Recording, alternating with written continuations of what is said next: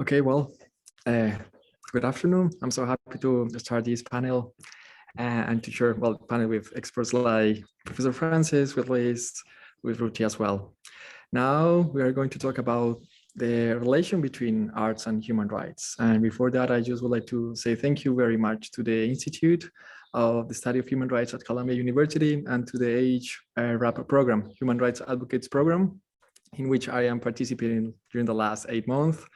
I'm Alejandro Pinilla. I'm from Colombia. I'm a journalist working during the last 5 years trying to make connections between arts and human rights. So this is what I'm so excited to start this conversation. How does the art affect humanity and human rights? Does it play an important role in human rights advocacy? Throughout the history, people have used the arts as a form of self-expression by reflecting on their lives and what they observe. Art and design are constantly changing and growing with history. And it is constantly being influenced while influencing events in the society.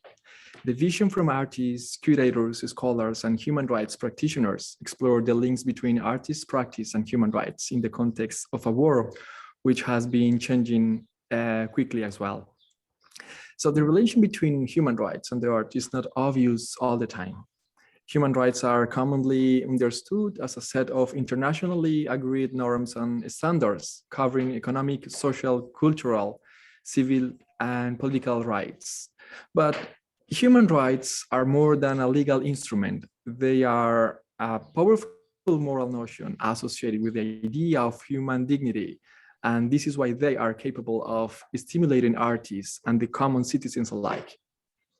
So I would like to propose for this panel a dialogue to articulate and debate essential questions about the relation between arts and human rights, discuss models of collaboration between arts and human rights actors, and also explore the role arts may play to restrain or violate rights and how to tackle such concerns. I would like to start this conversation with Professor Francis Negrón-Muntaner.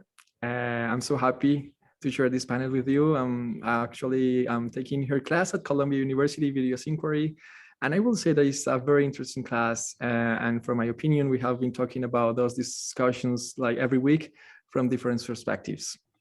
Well, Professor Francis has an MA in Visual Anthropology and Masters in Fine Arts, Temple Ph.D. in Comparative Literature at Rutgers. Professor Francis is an award-winning filmmaker, writer, and scholar. She is a recipient at 4 Truman, Scripps Howard, Rockefeller, and Pew fellowships, as well as Social Science Research Council and the Warhol Foundation grants. Professor Francis, Valor y Cambio is a storytelling, community building, and solidarity economy project started by you and the visual artist Sarbel Santos Negron. If I understood correctly, the project has encouraged participants to consider the question on how a community can create different conceptions of wealth, one that promotes values such as accessible education, a clean environment, self-governance, solidarity, food security, and the gender, labor, and racial equity. So please, let us know a little bit more about the project and your perspective as well, how you have been working on human rights and arts at the same time. What is your vision on this? The floor is yours. Thank you so much, Daniel, for inviting me and for entering into dialogue with everyone here today. As I mentioned to Daniel early on, my work doesn't necessarily use the framework of human rights. However, the questions that it raises and the practices that it has made possible, I think, overlap considerably with the questions that you presented earlier. So I'm going to share my screen because it'll be much easier to explain what I'm talking about when we talk about Valor y Cambio by showing it. So the project I'm going to start talking about, and then I'm going to link it to another project that I'm working on, a conceptual project, is called Valor y Cambio, Value and Change. And it was piloted in Puerto Rico.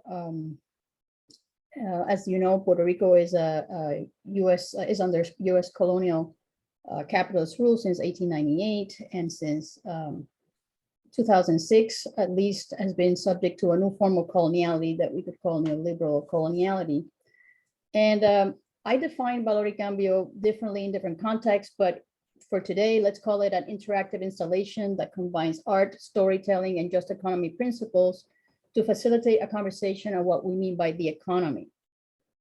The main goals of the project when we started was to provide a platform for people to consider what they value, experience a non-extractive exchange economy, and introduce the notion of community currency, which in this case, we called Personas de Peso Puerto Rico, but people generally called it just pesos, given that that's how even the dollar is often described.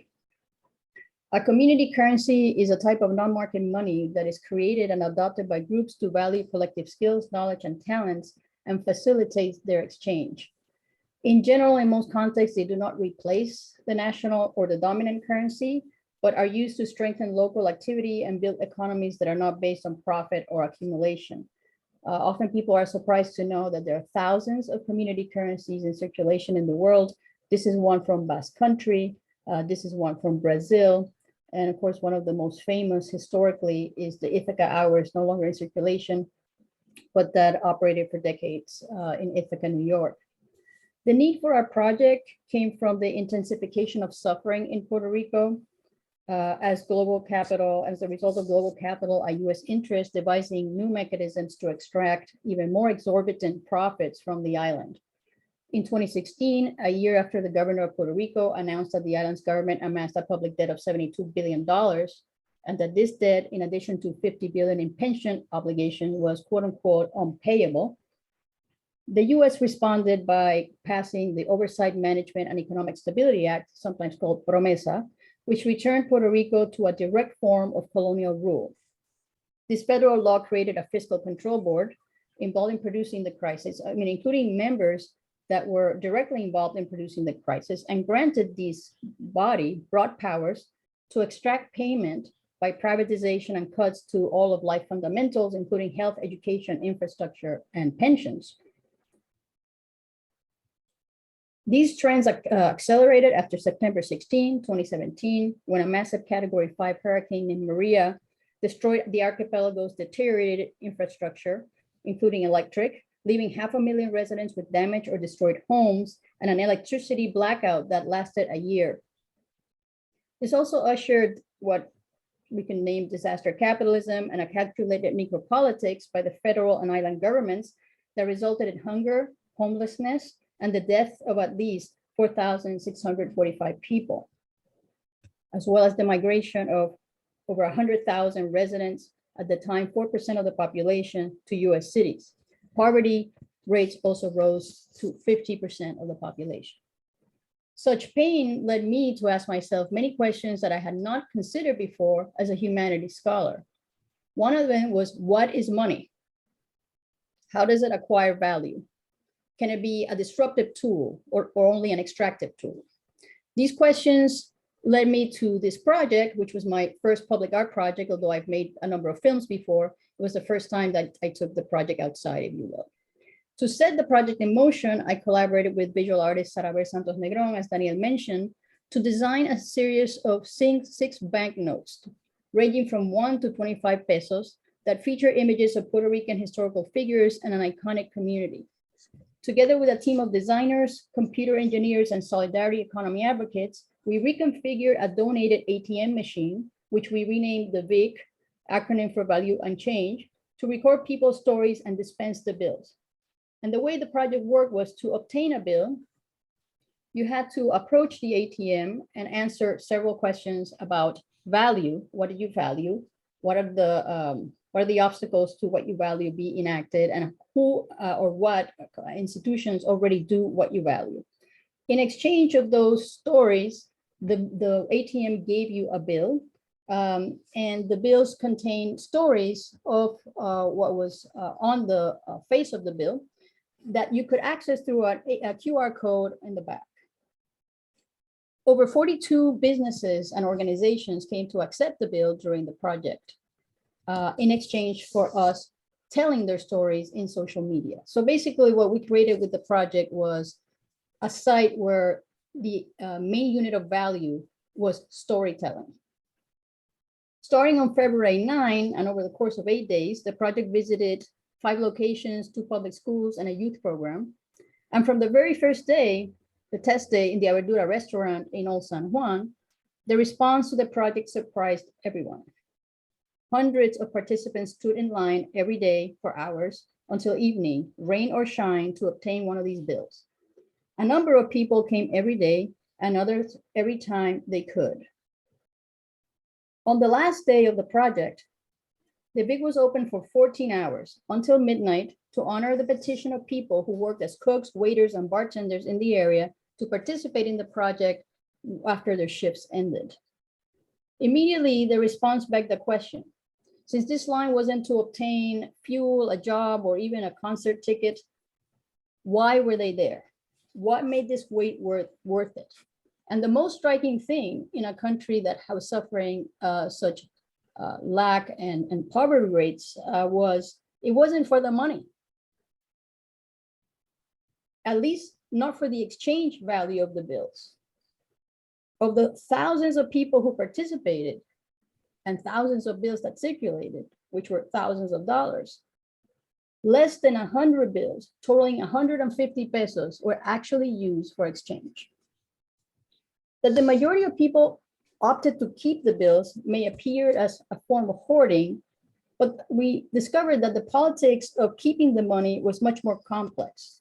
I started asking people every day, why were they keeping the money?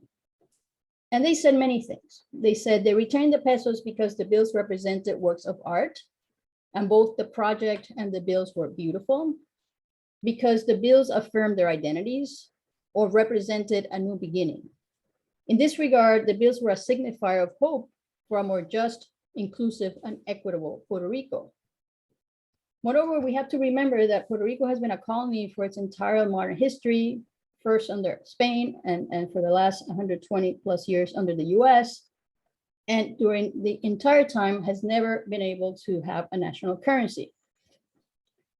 And not having a currency or using the currency of another country or a colonial power is not only what people were responding to, although that is significant, it was also that the bills of the US currency themselves enshrine what we could call the coloniality of power, defined by Nelson Maldonado Torres as the longstanding patterns of power that define culture, labor, intersubjective relations, and knowledge production beyond the limits of colonial administrations. And just looking at a comparison between the stories that our bills told and the stories that the US dollar tells might be instructive.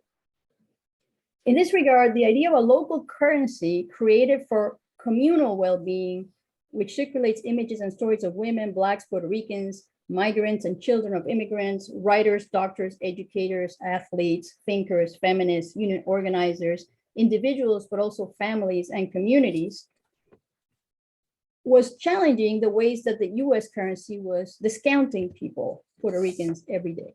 So to rejoice at this currency was to challenge the multiple layers of dispossession, material, symbolic, and so forth. The peso was then a piece of each participant's personal and collective history that they refused to part or transact with. The project surprised us also in another way. It brought people, participants, and us tremendous joy. And in trying to understand this joy, I proposed a new concept called the Colonial Joy. Day after day, I noticed that joy generally appeared when participants received the bills, particularly when they obtained the figure they were hoping for. One of the most compelling examples of this was that of a young artist and teacher, Eduardo Paz, who made the line for hours for several days because he wanted to receive one particular bill. The one, featuring the Cordero siblings, pioneers of public education in the 18th and 19th century. When he finally did, on February 18, I asked Paz why this bill brought him so much joy. Basically, he said, the bill represents who I am, an Afro-descendant man fighting, educating, and showing the roots through the different situations that life can present. This bill is worth a lot. At times, I distrusted this joy, mine and others. All joy is not good or means good. You can rejoice at another's misfortune or take pleasure in it. Yet during Valor y Cambio, joy appeared at the precise moment when many, myself included, felt this possibility of a different now, one where neither colonialism nor coloniality ruled over our lives. In this, joy is thoroughly political. As scholar Miroslav Volf has noted, joy sets itself tacitly against features of the world of which we cannot or should not rejoice, which is perhaps why this joy was somewhat contagious in the project, leading to another unexpected outcome, the immediate emergence of community currencies and solidarity projects. One is taking place in El Caño Martín Peña. A month before the Vic touched the ground, I had visited El Caño Martín Peña to ask permission to tell their story in the 25 bill. After a brief conversation, they proposed that we bring the project to their community farmers market, which we did. And less than a year after our project moved to New York, El Caño launched its Tienda Solidaria and Puerto Rico's first community currency, as we define it in this project, the Pasos or Steps del Caño Martín Peña. And they named their currency Pasos because they're used and circulated to recognize people in the community whose actions bring the community closer, a step closer to their goals.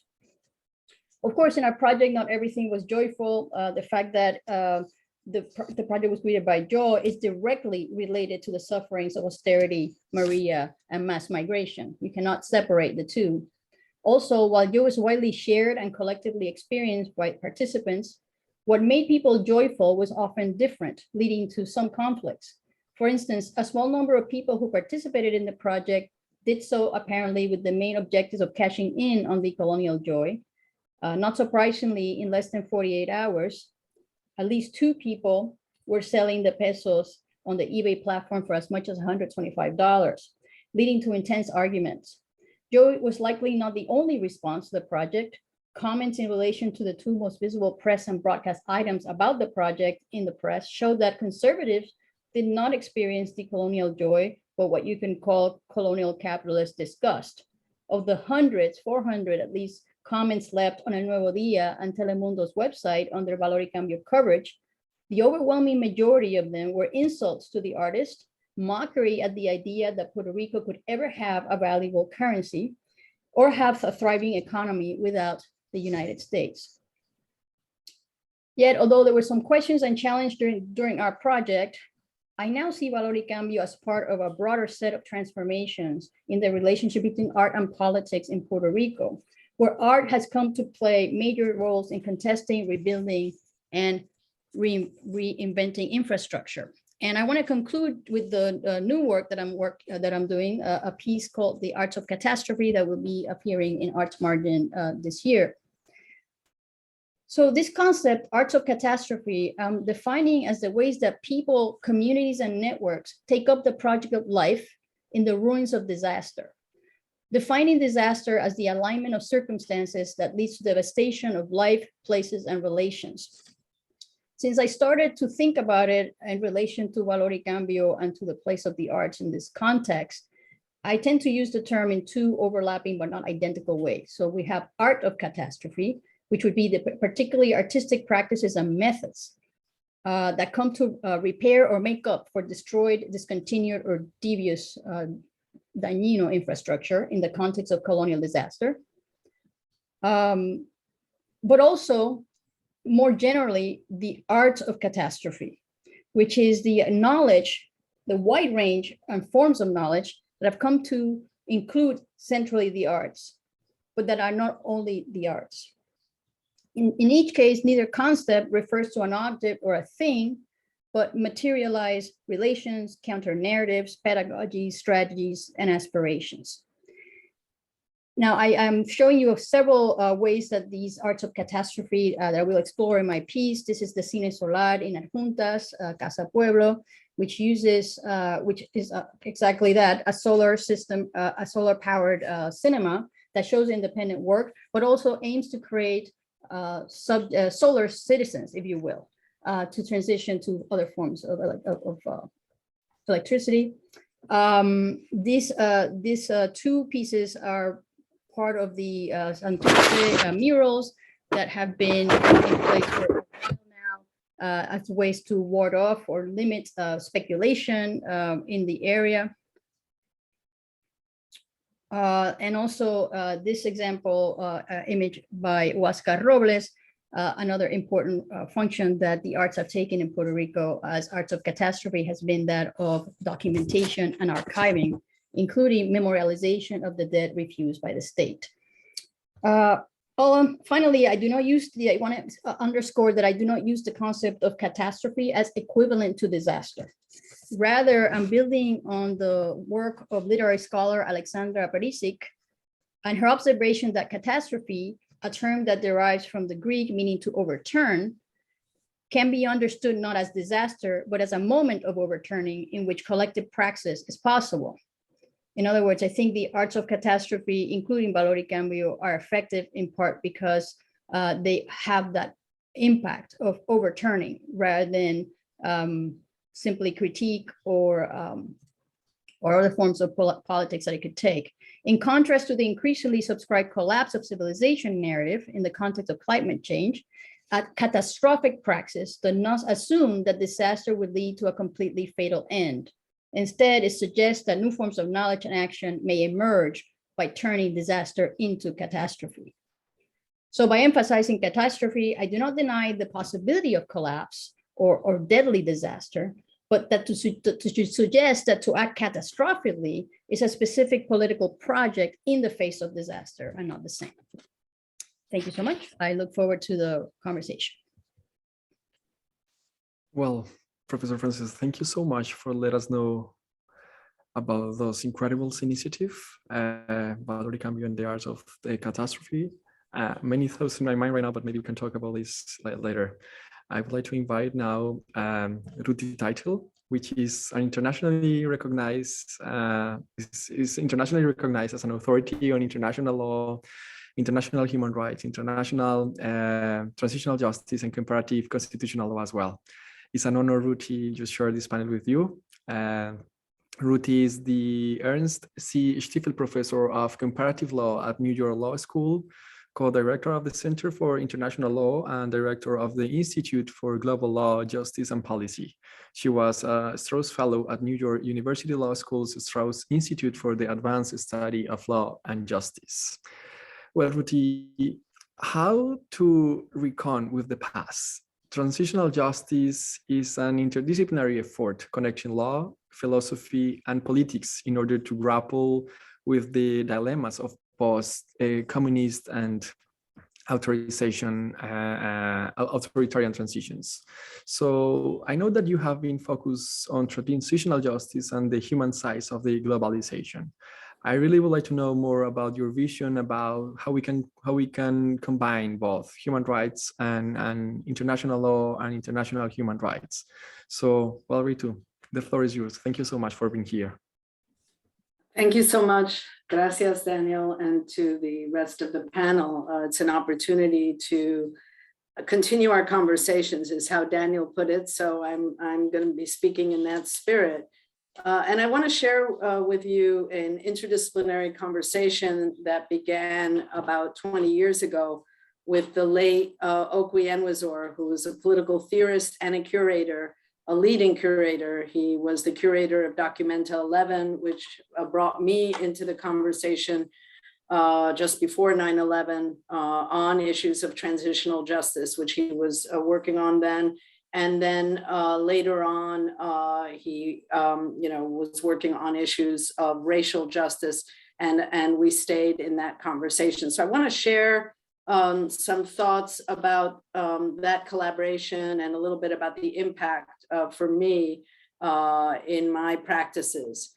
I have to say at the start that I'm not like Francis, who spoke before, producing artwork, but I am in collaboration in an interdisciplinary conversations with artists and have participated in a number of platforms. And Okwe really opened the door for me in this regard. So my meeting with the Okwe Enwezor came on the occasion of participation in Documenta 11, which you may know is one of the leading contemporary art shows in the world.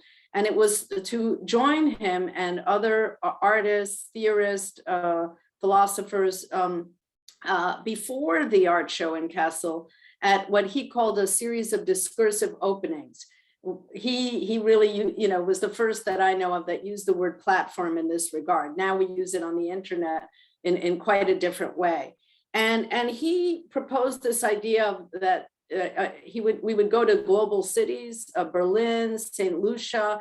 I was invited to New Delhi, New York, and we would have these conversations as jumping off points for engaging later with the visual work in Kassel. And so that began the conversation. The platform I was invited to in New Delhi was entitled Platform 2, a quote unquote experiments with truth, which later became the subject of a book to which I contributed a chapter. And that began really a journey all as far away as India, but many came from London and New York. And so that was the beginning of the conversation. I'll be sharing screen in a little bit. I'm not using it right now. Right now, I'm just talking.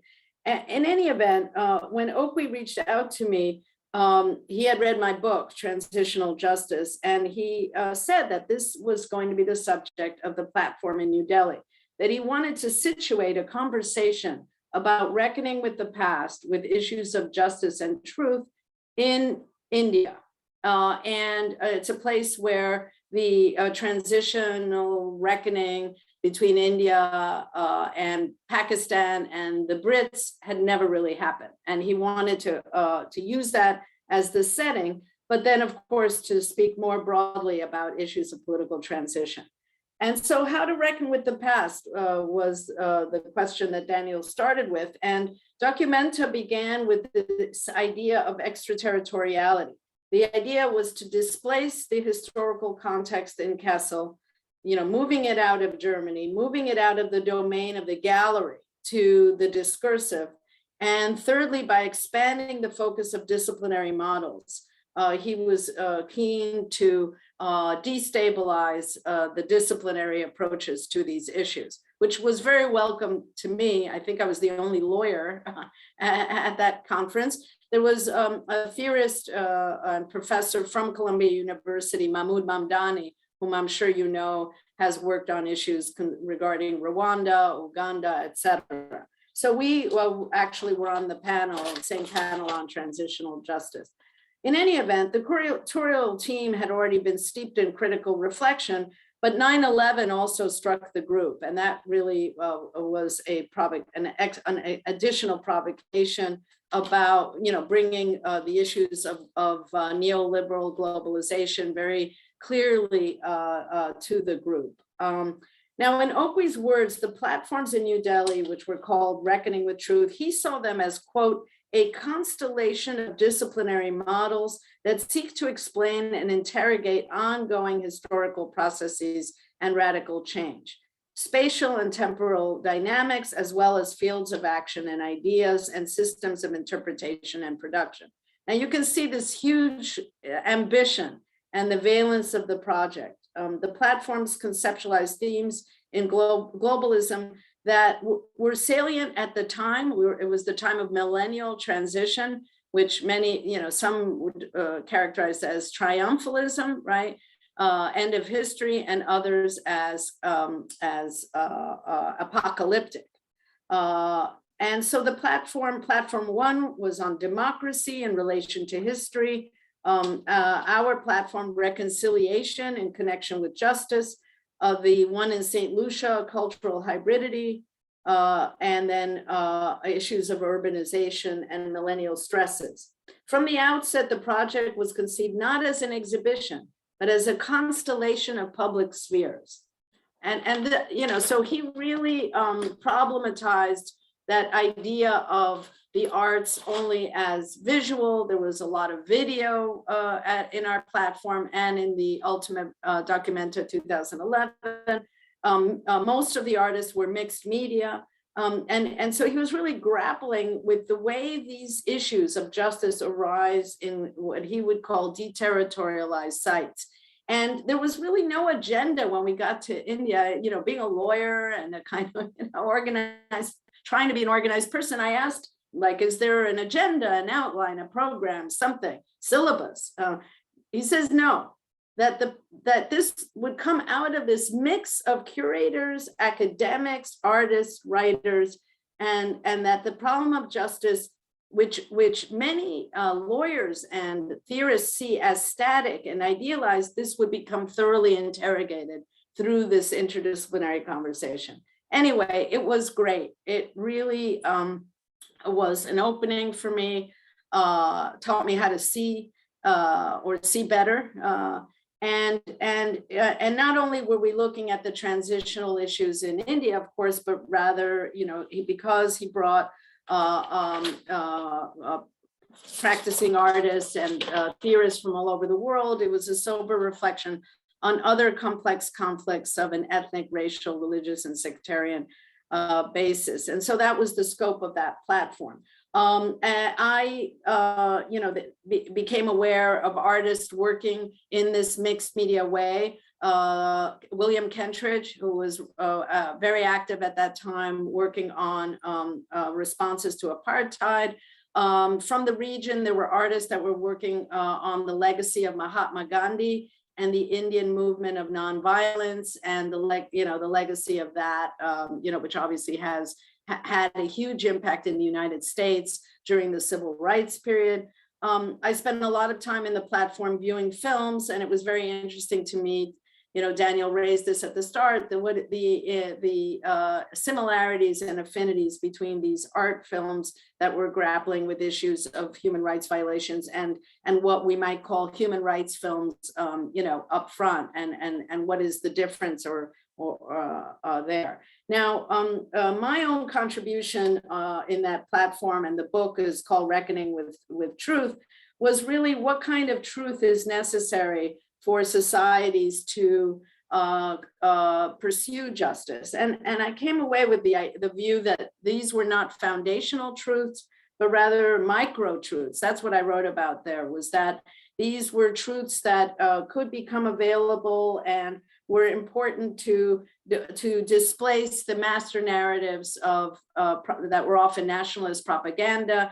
Those of us from Latin America and the Caribbean know these, you know, certainly my home country, I should have started with this, is Argentina. And that brought me into the issues of transitional justice. And there certainly was a master narrative to destabilize there.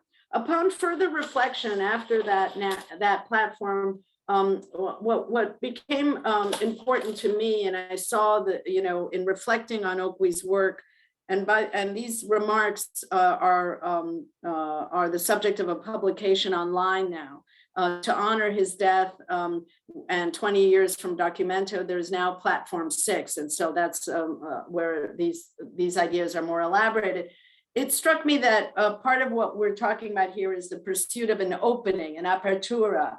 Francis talked about rupture, and the philosopher Carlos Nino in Argentina talked about the trials this way, what are known as the human rights trials in Argentina, not necessarily for a master narrative, but rather to open up the glimpse of what he called the epistemic decision-making of a closed elite. So, you know, I feel like there are, you know, themes that come out of our talks today. I explored these in my contribution, as I mentioned, to this new platform in Okwe's honor. And then the other themes were about globalization. These have stuck with me. My second book on transitional justice, which was impacted hugely by Okwe's practices and by his method, and part of what I learned there was to see transitional justice in a global way, beyond the transition and beyond the state. Not necessarily something I advocate, but certainly something that had emerged during those last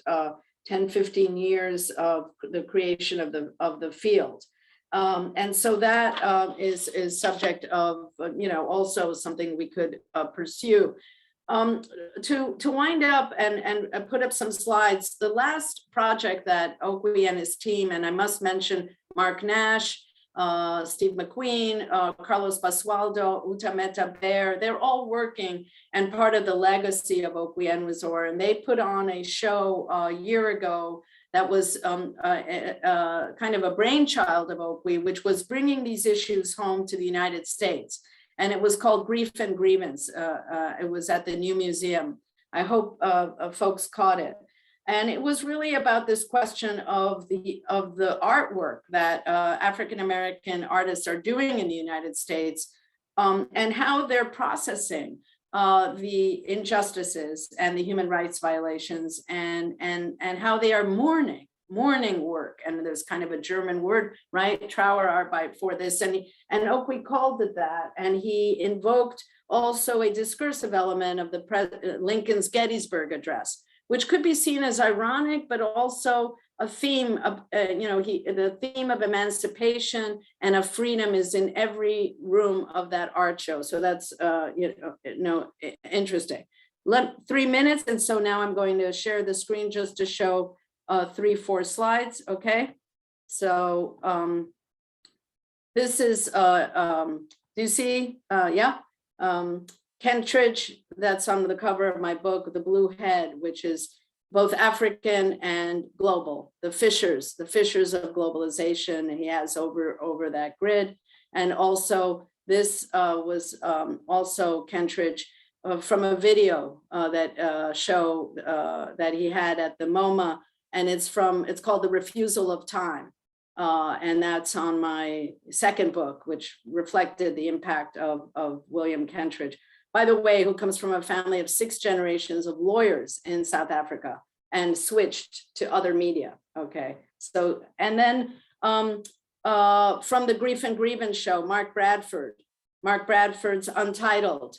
He was the representative for the United States. Obama picked him, Los Angeles artist, working on these issues in his collage paintings. To address issues of violence in the United States. And this is the Watts Rebellion, a very haunting and moving piece. This is Julie Meretu, also in the show, and this is Mogama, and it's 3-part on transitions in the Arab world, the Arab Spring. And you can see she's working on Tahrir Square and shows the changes there. Her work is also very layered, takes up issues of time, and geography, and where does transition occur in these liminal spaces.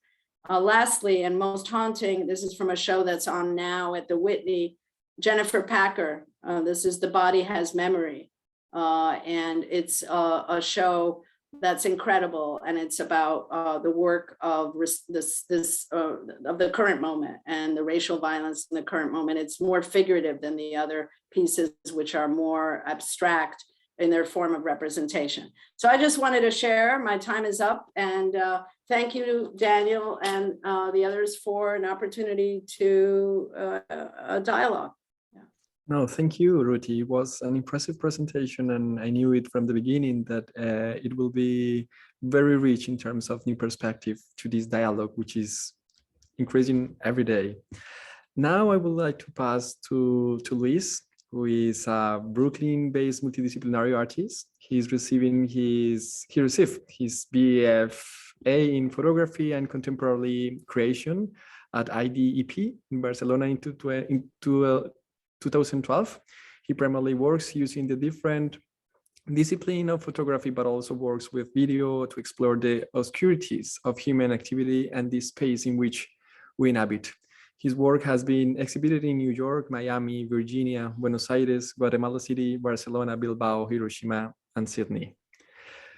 Well, Luis, in April 1996, your father and you were abducted from your home and held captive for 33 days by an organized crime group known as Los Pasaco. In the early 90s, Los Pasaco were the most feared and notorious group of criminals in Guatemala. So Pasaco 1996 is an investigative project, photography that revisits that moment. The project contains recuperated documents, media of the time, as well as new documentation of locations, people, and objects that should that took place and part in the act. So if I understood correctly, the main objective of this project is to start conversations surrounding the story, those of violence, corruption, capital punishment, and criminal rehabilitation. So Luis, I would like to learn more about this story and your perspective as an artist, how you can combine both art and human rights, and what kind of conversations would you like to promote from your current work. Thank you very much. Thank you so much for having me, first of all. It's a pleasure to be here with you. So yeah, to summarize, my father and I got kidnapped in 96, and for as long as I can remember, I was going to explore this in the artistic practice at some point in my life in some way, and it took many attempts, many years to really concrete the path that I wanted to take. Initially, I started exploring the more personal side of traumas and all these things, but it didn't convince me. I thought it was more important to talk about broader issues. So then in around 2018, I started working on this project, doing research and finding the perfect path to do it.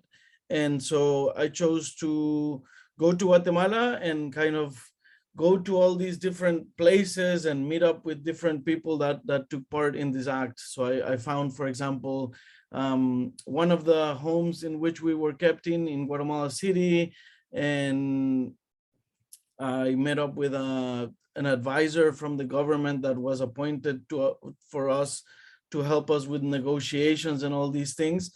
So all these things I started documenting. And as Daniel mentions,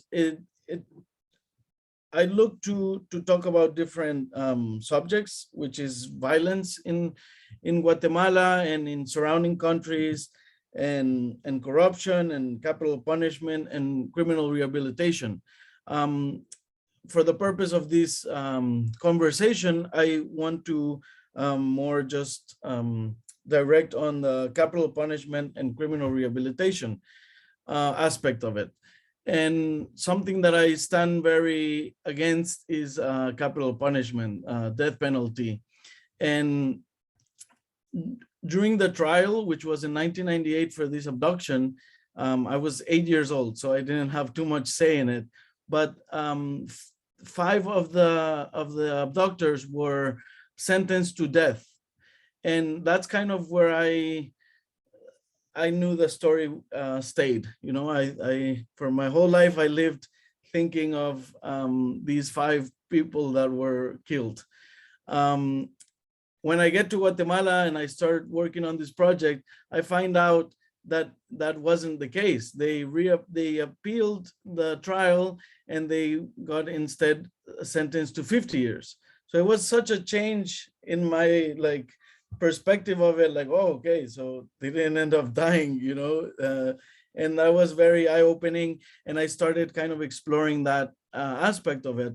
And it's just a difficult place, because a lot of people in Guatemala are in favor of capital punishment because they are so just tired of all these crimes and all these things, and think that's kind of the only solution. Also because the jail system in Guatemala is not too secure, so a lot of the criminals end up escaping and continuing their work as criminals. So it's a very tricky situation, but I still think the solution is not to kill, because it just kind of adds on to the violence, and it's just fixing violence with more violence. So that's one of the aspects that I wanted to talk about, and I think it's an interesting point of view from a victim of these people, to be kind of respecting their human rights and advocating for their human rights, instead of just, you know, being angry and wanting worse things for them. And also the corruption tied with all this. There's this image. I have this. It's a book dummy. I'm looking to make the project into a book, and this is like a dummy. And I'll kind of show you a few of the images of the book. This is the only image that is kind of staged, and it's an image of 1,000 quetzales. That's the Guatemalan currency. It's equivalent to around $125. And the reason I staged this is because of a story that my grandfather told me, that around, I think 1997, 1998, they captured, I think two of the abductors that participated in my abduction. And the police called my grandfather, and they said, "Hey, we just trapped these two guys that kidnapped your son and your grandson. If you give us 1,000 quetzales for each one of them, we'll just kill them on the spot. And so that you evade trial and you get vengeance and we make some money and everybody wins, you know?" And my grandfather quickly and very firmly said, "No, we're gonna do it the correct way. We're gonna go to trial and do all this." So I think this photograph is very powerful, and it talks about all these, how it works in Guatemala. And in the research, I spoke to other members of the government that were somehow part of this, and they admitted to some torture and some I forget the word, like unauthorized, like, yeah, torture and stuff like this, to get more information, to where are the other criminals, you know, where are the other members of your group. So that was already, you know, eye-opening for me, like, how is this guy just confessing these things to me, you know? And yeah, so that's other things that go with the project. And another thing is that when, on the last day of me being in Guatemala doing this project, always my main goal was to meet one of the kidnappers and kind of have a conversation with them and try to see why these things happen in Guatemala, how we can prevent it, and all these things like that. And so I was able to meet the leader of the kidnappers. His name was Jose Luis Barahona Castillo.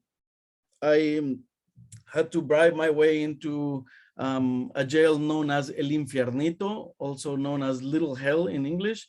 And I was able to bribe my way in. And of course, it's a very different type of jail system as in the US. Like, there, the inmates are dressed in civilian clothes, and it's just like they're kind of in a space and they're just free to roam, and there's restaurants in there and barber shops, and it's just kind of their own little world that they can live in. And as a visitor, you just kind of get put in there. They don't call anybody, they don't escort you or anything. You just kind of go in and you have to find whoever you're going to visit, and that's it. So I was able to go in, and I met the leader of them, of the group, and I sat down with him. I documented this because I couldn't bring my camera or anything, so I had to kind of take as many things as I could. So I found him in the back of the jail, and he had a little store there where he would sell sodas and snacks and stuff like this. And so I met him. I first lied about my name because I was so nervous, and eventually he knew I was nervous. He's like, "Sit down." He had a little table next to his shop. He's like, "Sit down here, have a Coke." And I took the Coke and I photographed it, you know, and as a kind of a trophy, you know, that I survived that. And I sat with him, drank this Coke, and just had a conversation. And then I kind of told him directly what my name, and he immediately recognized me. He remembered me. He asked about my father, which he was in the abduction with me. And we had this whole conversation, you know, why do these things happen in Guatemala, and how can we help kind of halt this or fix this a little bit? And he said, you know, there's many factors, of course, the obvious factors of necessity and stuff like this, but he said there's also this very important factor of the wealth gap is so big in Guatemala. It's like you're either poor or you're very rich.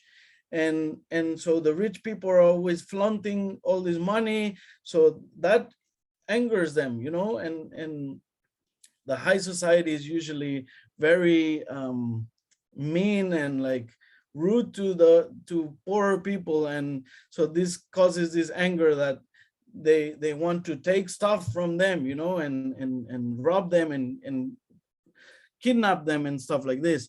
So it's in part that, it's in part necessity and all these things. And then all these people, like I said, they're kind of killed by the police in like without trial and stuff like this. So that's one of the things that I really wanted to talk about. And then once I was in the prison, I met a lot of mothers and fathers and family members of other inmates that were in the gangs. And that's another subject that it interests me a lot, is gangs. And the gangs in Guatemala are very big. There's a lot of gangs, and people in Guatemala just see them as like, just get rid of them, just kill all of them and just kind of wipe them out. And I stand very strong against this, because a lot of these kids don't want to be there. They're abandoned by their parents. They move to the US to try to send them some money and make a better life for them.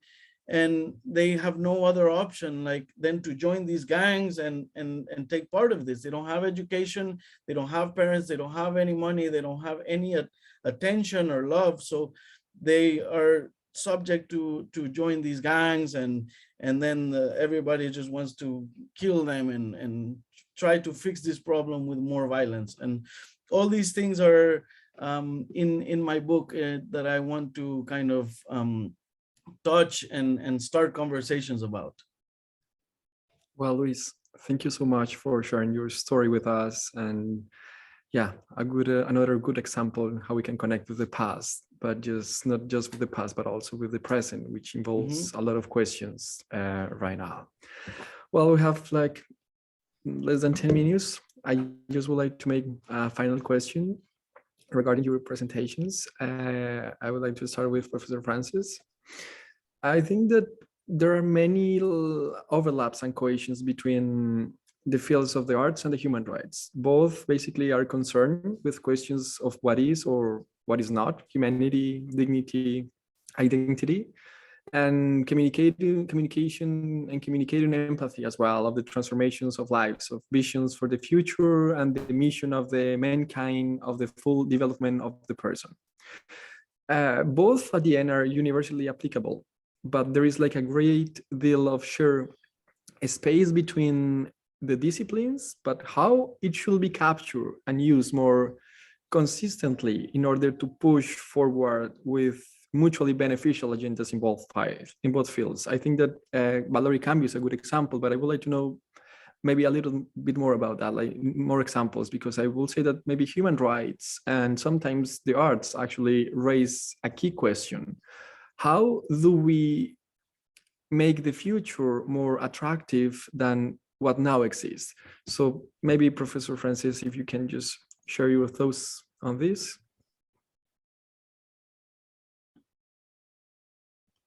Are you muted? Yeah, in the piece that I'm writing now, Arts of Catastrophe, I've identified a whole range of ways that art practices, often in conversation with not only other academic disciplines in the humanities or social sciences, but other practices altogether, like agriculture, architecture, many others. So a very broad range of forms of knowledge, I would say. And I would say that they work very differently, so sometimes these artistic interventions create what the future could be, already, and that's actually what Valerie Cambio tries to do is just like, let's provide an environment to experience an embodied experience of what would it feel to be in this different form of economy, defined in a different way. If we think about the example I gave of Cine Solar in Adjuntas, what they're trying to do is creating a space where solar powered infrastructure that's profoundly intertwined with the mission of presenting the arts as spaces for dialogue and reflection and collective action can take place along the way, alongside the production of new subjects to create new worlds, right? In other instances, the artistic interventions have to do with communicate information that might not be available or counter information. So for instance, there is a group called Colectivo La Puerta, and part of their work is that they generate alternative headlines for the news. So identifying the news as a source of often misinformation, but at least aligned with the capitalist, neoliberal capital and colonial rule in many ways.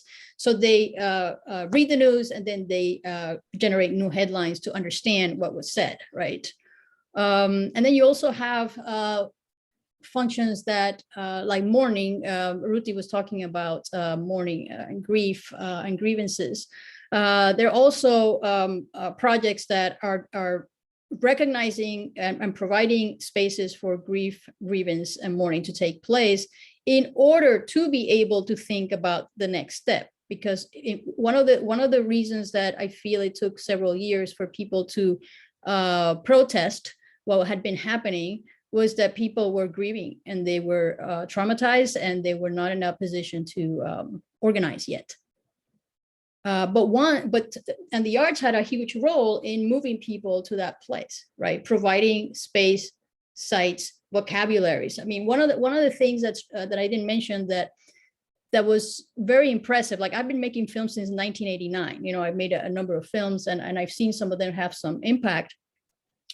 But one of the things that I was so impressed by Valerie Cambio's ability by creating an opportunity to participate in sight of something, not just see something, but participate, was that in a period of about 48 hours, I saw how I would enter a space asking or requesting something and had to explain what a community currency was, what a just economy was, etc., to not having to, because the press had covered it extensively. And in a small country like Puerto Rico, where people were looking more or less at the same news. And then walking into spaces where I no longer had to explain, and people were now using this other vocabulary to articulate visions for the future. I've never experienced that in my entire career as an artist. And immediately implementing or finding ways to frame what they were thinking of with this other vocabulary, adapting them, sharing it, and so forth. So I would say that it's not a single way, to sum it up, and not a single way that the arts do this, but in a multiplicity of ways in tandem and in dialogue with other practices, not all of which are intellectual, academic, located, Yeah, it's not a single way, definitely. Thanks, Professor. Ruti, when I was listening to your presentation, I was wondering that maybe the arts question or give frames of what it is to be, what it is to be, while human rights empower people to be who they are. So human rights provide the protection needed to break out of dogma, opening up possibilities of new thinking, so which are often foreground in art. So how human rights can facilitate the creation of spaces for artists and art to engage and flourish at the end? I would like to hear more about your opinion on this. Thank you, Daniel. Really fascinating conversation. So I would say that, to my mind, what the arts can do is relativize, in a way, this term human rights, especially in a global moment, because human rights is generally seen as a claim against the state, okay? And the protector is the state. And of course, in Latin America, we saw the state turned on its people. And so then, and that happens in other places in the world as well. But that was was the central core violation of the social contract, right? The state turning. So this is why in Argentina, the mothers and the activists always talk about the trials as human rights trials. They keep going back to that the state owes them, and the state has to address this. I think, now, we're talking decades after these events, for example, the disappearances in Latin America that, started this conversation of the need for transition. It kind of interacts with Luis's presentation also, this question of abduction and presence, who's present, that he discovered they were present, not gone, right? But they were also they're abducted, right? They're in that. Yeah, it's a mass space, but I'd love to interact more with Luis once your book comes out. That would be very cool. I had a lot of thoughts about that. But anyway, I think the key is to produce space, right? Spaces for this kind of engagement in a less formal way than the courts necessarily do, because in the courtroom, you really are making claims vis-a-vis the state. Now, there are activists now and scholars of different disciplines that have created a set of principles, for example, on memory, where the state has an obligation to preserve memories, but the memories are produced through film, right? Inca in Argentina, through writing. And so the state can play a role in helping to create these spaces when it's necessary to have them in a physical way, right? Like theaters, archives, protecting digitization of memory. That's happening now, for example, in Argentina and in Chile. So that's an example, I think, of it, but there are, of course, many more, right? But so I think, we need to think seriously about what kind of engagement do we want between the state and non-state actors. I don't think this is easy. And let me just wrap up by saying that in Argentina, there's a very close relationship between the state and these human rights actors. They are working in tandem, and the risk there is co-optation. In other parts of the world, it's much more contestation between the state and the non-state actors, the private actors. And so but there's no easy answer here, right? I think it's a dilemma and a tension that we need to be aware of if we're trying to produce more spaces and have engagement, and there's scarcity of resources, right? Which all of the speakers spoke about, yeah. Thank you so much for that idea. Luis, I was so shocked when you were sharing your story, because I thought that, okay, maybe much of the human rights agenda is basically directed at facing with these disparities, such as preconceptions that we have based on race, religion, gender, age, nationality, and culture or identity. But from your perspective as an artist, how the art can help to overcome those barriers and bring in like a counter discourse or contesting this privileged narrative and perspective that you were mentioning in Pasaco 1986, like a project. I would like to, maybe if you can explore a little bit more of that idea, because I was so curious about that. Mm-hmm. I think the arts are such a good tool for human rights activism and to speak all these subjects, because I think the arts are very democratic in a way. Everybody can kind of enjoy seeing a painting, seeing a photograph, seeing a film, and it's, at least for me, it's so much easier to understand things like that. I'm a very visual person, so I can listen to a lecture and not understand as much as if I watch a documentary about something or go to an exhibition that speaks about brutality against women or something like this. It helps me so much more to understand. So I think that's kind of one of the best examples of that. And also, as for me, is my easiest way of communication is through my work. It's hard for me sometimes to speak on these things or to write down on these things, but when I act upon it and create a film or create a photographs or something like this, it's easier for me to communicate. So I think it gives it a lot of artists platform to speak on their ideas and stuff like this. Thank you, Luis. Well, we have more time, but I don't know if there is an idea or a final comment that someone wants to share. I just had a small thing to do about the state, because in the case of Puerto Rico and other places in the world, arts come in because the state is absent or neglectful, not that it's totally absent, obviously, but that it's not, it's violating the social contract in a different way than, let's say, human rights violations. Like, for instance, in the case after Hurricane Maria, that the state did not deliver supplies. Even when they had the supplies, they didn't deliver them, right?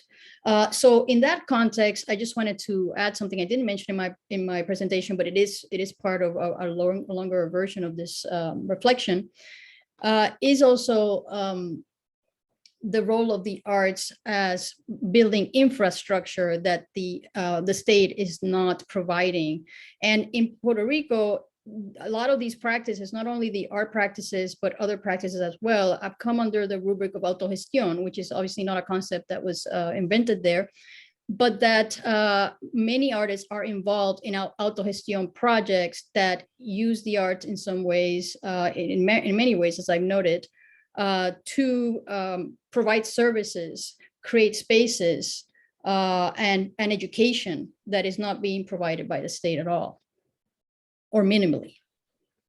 I wanted to add on that, because there is, I feel like the arts are, there's a way to kind of be incognito and speak of things against the government or against human rights atrocities and stuff like this. There's artists and spaces and things like this that work on the subject of LGBTQ plus community in like Russia and things like this, where it's kind of, there's so many bad things going on with that community. And in the art world, they can kind of speak about it, and the government just doesn't know about these places, these artists, and these like things. And also they share their work online.